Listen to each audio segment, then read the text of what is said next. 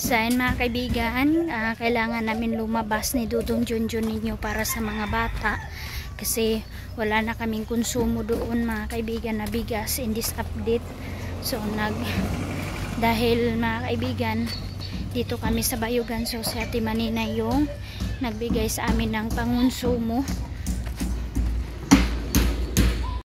So ayan na mga kaibigan, natapos na po kami pamili ni Dudong Junjun. Pabilisan talaga ang proseso and papasalamat kami kay Ate Manina mga kaibigan. Alam nyo man, nandito kami sa Bayugan and wala sila atihag sa kanilang bahay and then wala pa akong sweldo, wala po kaming excess na money mga kaibigan, kaya si Ate Manina naman ang nag-support sa amin kahit nasa problema kaming pamilya. Hindi kami pinapabayaan ni Ate Manina, nasuportahan na hindi kami magutom, lalong-lalo na ang mga bata mga kaibigan, kasi yung focus talaga ni Ate, si Ate Hak talaga mga kaibigan.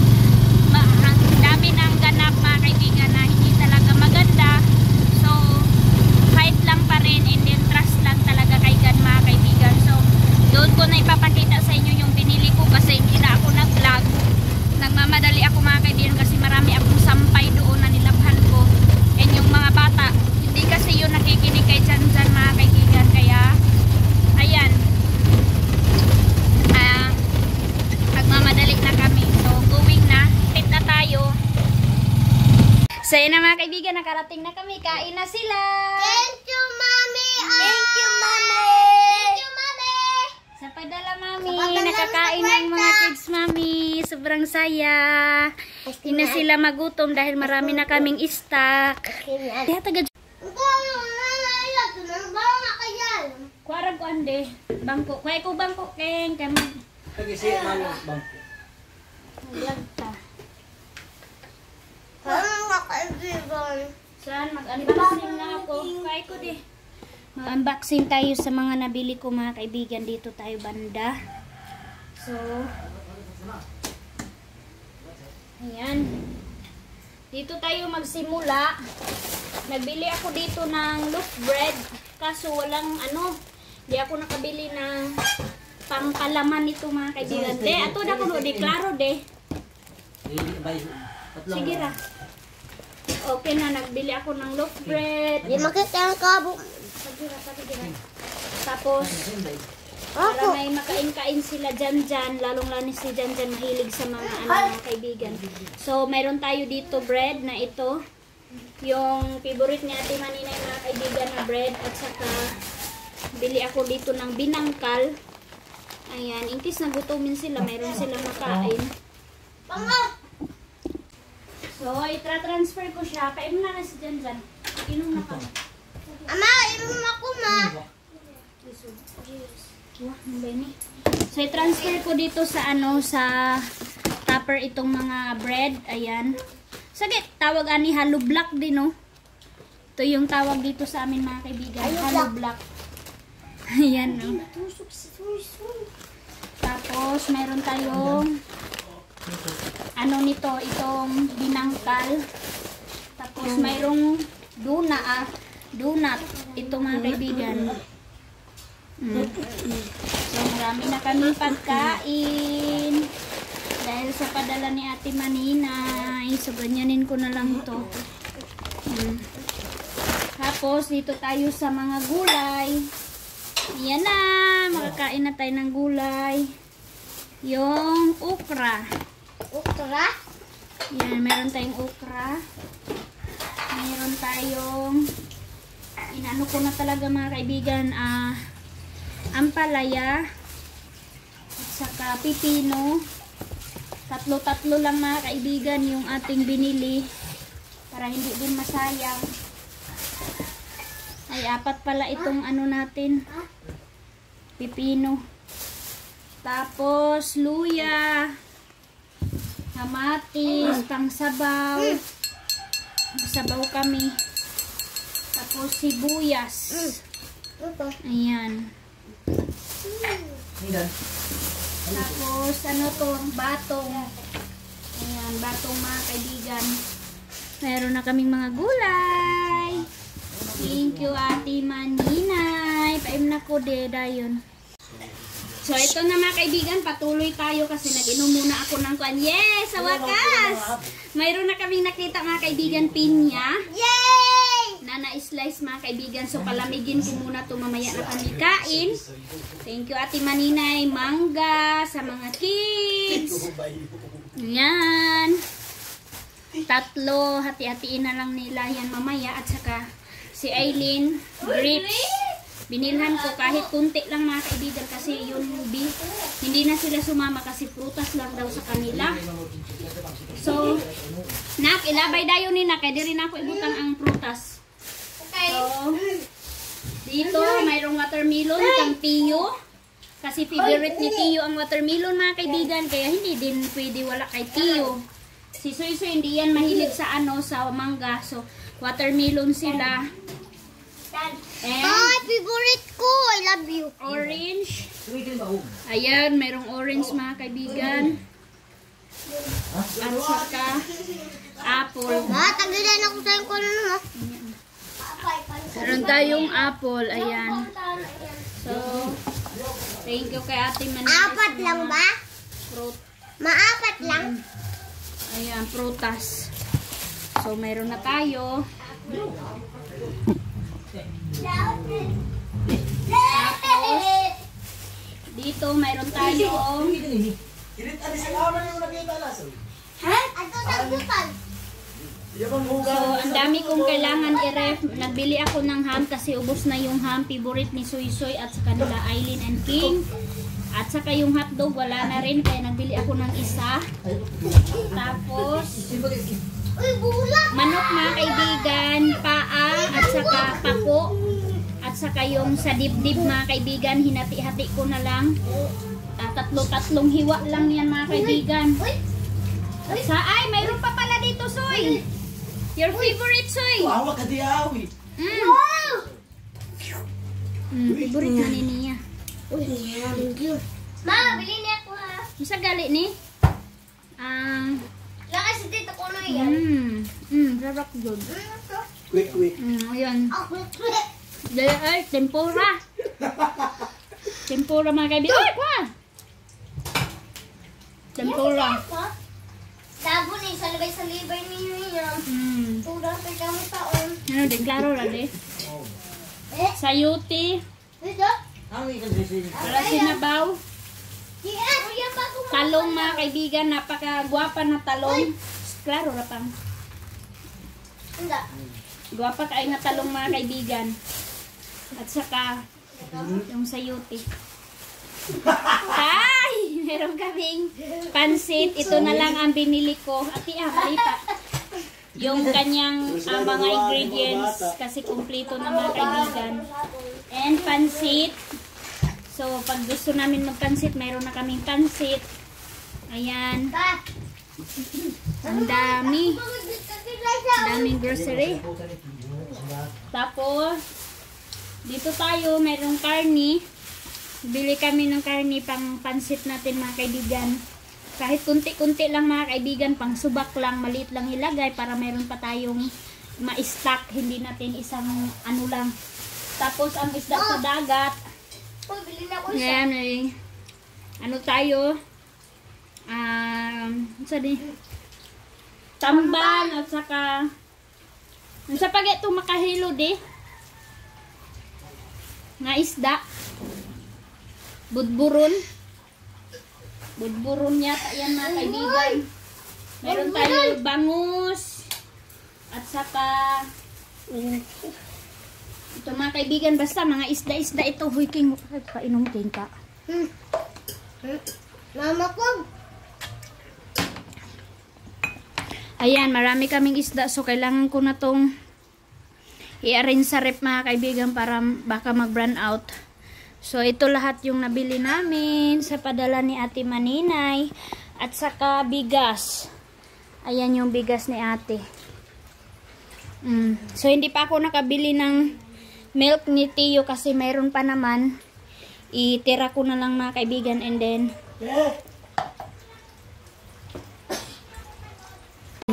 kainan na silang prutas. Kainan na. Tulog pa si tito nila. Ako baka maduwa magkakang kami pinyak. anuhan na lang namin si Janjan. Tirahan na lang namin si Janjan. Pero tamis. Si Tiyo mga kaibigan, ano siya? Watermelon. Gusoy. Ayan si Soy Soy. Alam niyo mga kaibigan, Soy Soy noon. Iba na siya mukha og mangga eh. Ano yan Soy Soy mga kaibigan, allergic siya sa mangga. Pero ngayon, wow! Ayaw di. Wow! Sarap!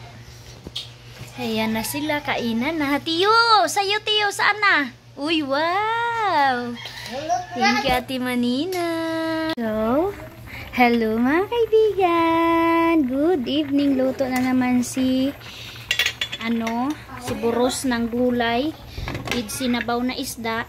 Walang sagol to mga kaibigan na walang sagol na hindi siya pinirito mga kaibigan, kundi fresh kung talaga isda siya talaga na hindi inanuhan ng pinirito na iano sa gulay. Ayan hindi ko na yan pinirito para makahigop tayo ng preskong sabaw.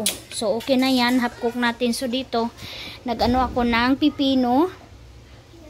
Masarap kasi sinabaw mga kaibigan, tapos may pipino at saka nilagyan ko na siya ng ampalaya kasi yung kalahati nito nilagay ko sa sinabaw and then yung kalahati dito ko sa pipino, and mag-ano pa ako ng lamas. So standby ang mga people dyan na habang nanonood. So ito yung ganap namin in this evening. So hello mga kaibigan, good evening. 9:22 na ng gabi. Ayan, nagkapawis ako mga kaibigan dahil sa ginawa ko sa mga parcel ni Ate Maninay sa kanyang negosyo. And dahil nandito pa tayo sa Bayugan mga kaibigan, nandun na siya sa Finland. So ako muna yung napag-utusan ni Ate Maninay na kailangan ko ilabas kung ano yung ino-order doon sa kanya. Tapos nandito yung stock mga kaibigan. Ayan napakadaming stock nito. So maraming salamat sa nag-order and sa mga bibili pa. Malaking tulong to kay Ate Maninay, lalong na sa mga sa mga gastusin mga kaibigan. So maraming salamat sa inyong tulong and walang sawang suporta mga inday, mga dudong and mga kaibigan. Thank you sa inyong mga concern. So mayroon na tayong dalawang dito na sulatan. So ito na yung isang set ng mga kaibigan. Ito yung ginawa ko ngayon. Tapos meron pa dito pinalabas si ate sa akin, pero hindi pa niya binigay sa akin ang name. Sa importante, kailangan pag yung bibilhin, nakasuporta ako mga kaibigan kay ate. So yan mga kaibigan, busy na naman ako mga kaibigan kasi paalis kami in Dudong Junjun and baka sahod na natin mga kaibigan. Kailangan namin pumunta doon sa merkado kasi akala ko si Dudong Junjun mga kaibigan hindi na kailangan nila mama doon, pero nag-ano sila mama, nakiusap na kailangan pabalikin si Dudong Junjun kasi umuwi siya dito sa bahay nila Tihak para din makarelax and tulong sa akin dito sa pag-alaga ng mga bata. So ngayon nakiusap sila mama na balik siya doon kasi kailangan nila ni mama ng backup kasi bilar daw sila mga kaibigan. Kaya ngayon nag-request din sila mama na magpaano sila ng ukay-ukay na jacket kasi sobrang lamig daw doon sa labas. Kasi nga hindi naman lahat ng watcher na doon sa labas. Mayroon naman silang mga kaibigan nirentahan ni Ate Maninay, pero hindi talaga daw sila makatulog kaya bantay sarado sila kay Ate Hak mga kaibigan doon sa hospital. So paalis na kami. Sa hello mga kaibigan, so nandito na kami Dudong Junjun sa ukay-ukay. So nabilhan ko na po sila papa ng jacket nila and then mga kaibigan, ang bilis lang ng oras kasi alas 10 na ngayon, tapos yung alis ni Dudong Junjun alas 11 lang. So ayan na, nagpa-counter na kami mga kaibigan, and ito na lang din yung maibigay ko ila mama and papa. So si papa mga kaibigan, gusto ko pa sana siya anuhan ng short, kaso short na sa oras mga kaibigan. Si mama lang yung nabilan ko ng pajama. So and si Dudong Junjun naghubad na dito. Ang dami mga kaibigan, ang ganda. Yan ang ganda. Shout out taga Bayugan. Ang ganda dito mga kaibigan na ukay-ukay. Pila ma'am? Ay okay. So ayun, grabe. Okay. Nainggan. Sa hello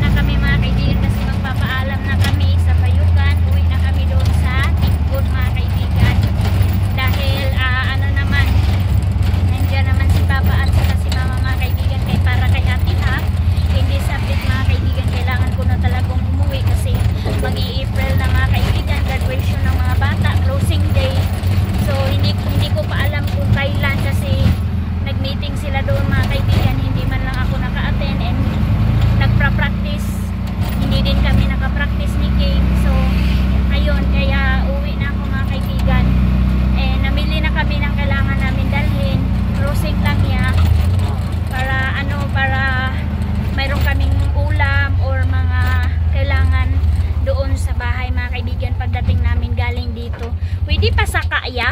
Ayan na mga kaibigan, baba na si Dudong Junjun. Grabe, simula talaga mga kaibigan na tingnan nyo kapag nakasahod talaga ako and meron lang akong pera mga kaibigan. Hindi talaga ako ano sa mga kailangan bilihin. Bibilhin ko talaga yan mga kaibigan para sa ating health. Like sa mga gulay, mga prutas, wait lang mga kaibigan, at saka ulam. So nag-imba kami ng isda sa dagat para maulam namin doon. Ayan ang bigat oh.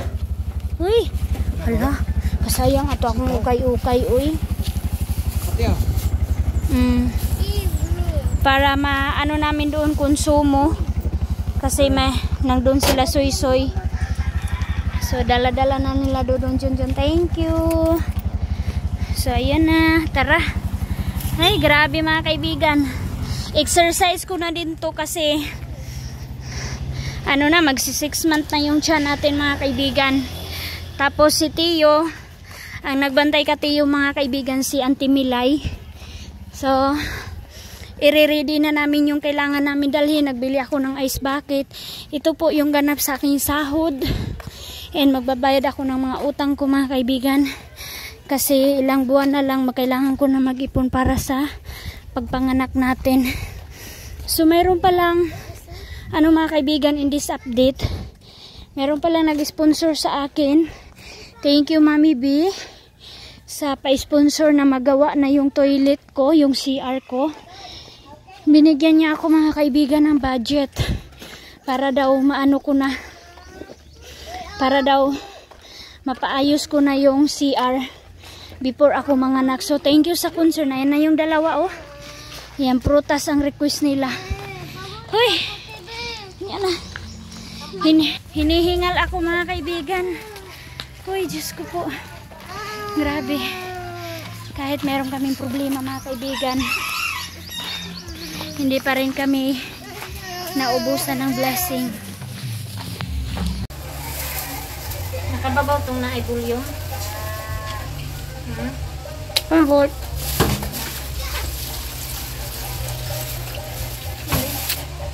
Play na na. Makita ko lang. Sa hello mga kaibigan. Nakarating na po kami dito sa bahay and nilinisan ko na yung mga isda na kailangan namin dalhin doon sa tikbon mga kaibigan. So grabe. Ito lang mga kaibigan, pero alam nyo ba yung nagastos ko? 3K mga kaibigan. Lahat mga gulay, isda, pero worth it na siya mga kaibigan. Kasi ang dami na, matagal na namin ito maubos nila dyan doon.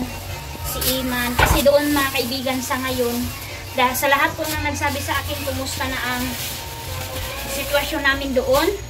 Ano na po siya mga kaibigan, hupa na po siya and crisis po doon ng ulam. Wala na po kami malagyan ng isda. Wala na po kami malagyan ng screen doon mga kaibigan kasi wala ng tubig. Kaya nag-imbag talaga ako ng isda sa dagat para mayroon kaming mga ulam doon. And lalong-lalo na mga kids. So ito na yung ginagawa ko ngayon. Siniparit ko yung iba't ibang mga klase ng mga isda mga kaibigan. Ayan. Kunan ko na siya ng mga tinae mga kaibigan para hindi mabilis maano siya ba? Masira. Ayan, ganyan siya. So ito yung kabisihan ni Burus. And yung mga nilabhan ko mga kaibigan na mga gamit na nagamit namin dito kay Ate Ha, nilabhan ko na po para wala kaming labunon. So si ano din, dahil Rosie Milaking and then prenatal ko, follow up, check up ko mga kaibigan ngayong 7 ng April mga kaibigan. Let nyo po ito mapanood pero update ko pa rin and then kailangan ko magpa-ultrasound ulit para matingnan si baby kung plastado ba yung ano niya. And lalong-lalo na mga kaibigan, mag-birthday ang dalawang kids. Si Tio and Soy-Soy. And ako na din mga kaibigan. And si Mama Aramina din, mag-birthday din kami kasi kami 4. 5 kasi si Iman. Birthday ni Iman. So isahin na lang namin mga kaibigan ang birthday namin sa mga bata. So importante mag-enjoy sila. So abangan nyo na lang sa next upload ko mga kaibigan, sa next update ko kung ano yung ganap namin sa birthday ng mga bata ni Ate Hack. So, patuloy pa rin mga kaibigan ang paggamot kay Ate Hack. So, sorry sa lahat ng nagtatanong kung ano yung sakit ni Ate Hack. Sana po, respetuhin na lang natin mga kaibigan na ayaw niya ipasabi. So, yun po yung update natin sa buhay namin dito sa Bayugan. Thank you for watching muna mga kaibigan. Maglinis muna ako. Dami ko pang kailangan linisin. Ayan, para pagdating doon sa ref ko mga kaibigan, pagdating namin doon, papasok na lang namin sa ref. O, malinis na. Pag gusto namin mag-ulam ng isda, ng dagat, so nakaready na sa lahat. So, wala nang mga laman na kailangan kukunin. So, yan lang po muna. Gina.